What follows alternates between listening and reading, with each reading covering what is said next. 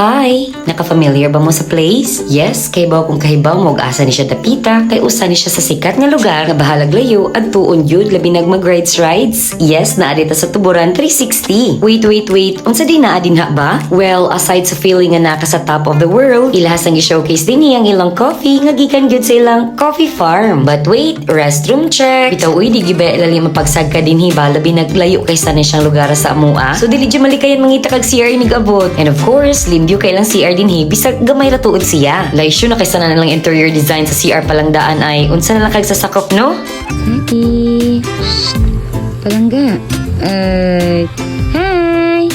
Of course, before nag-order, gisuri sa ninamo. Actually, second time na ninamo no, ang first time namo, kauban ni Lalabs ang iyang brother Berenguel. Pikabog.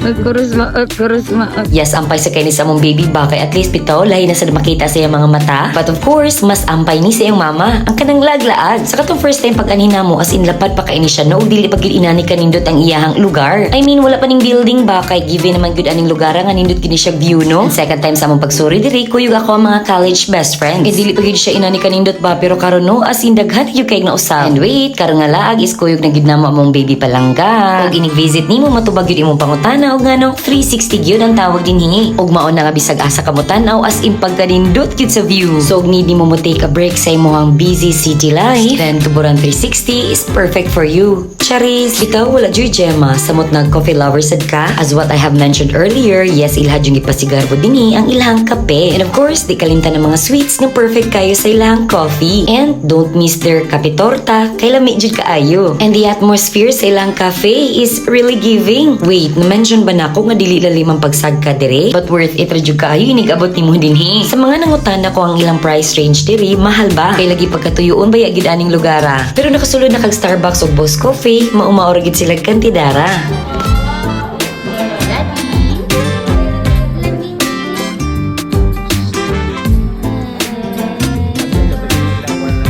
Timing nga bitaw sa mo pag-ani kini agi ang mga Miss Universe Cebu.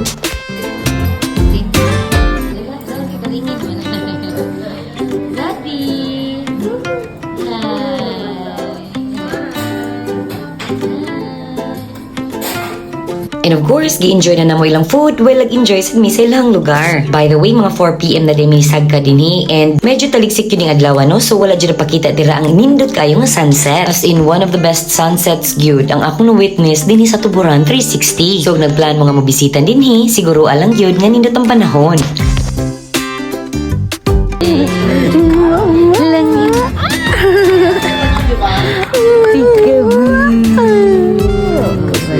And of course, di kalimtan ng picture para na remembrance. O kay lagi na alin siya sa ibabaw, di gyud mapugan nga mubugnaw gyud ang lugar. And wait, wala di minisuri dito silang restaurant nga nag-serve gyud og heavy foods. Kay lagi dito nami last time and it's for you to find out na lang iniganhin nimo. Sige go, i-enjoy sa diha ang view nga murapog nakaadto sa kaaning lugar ah.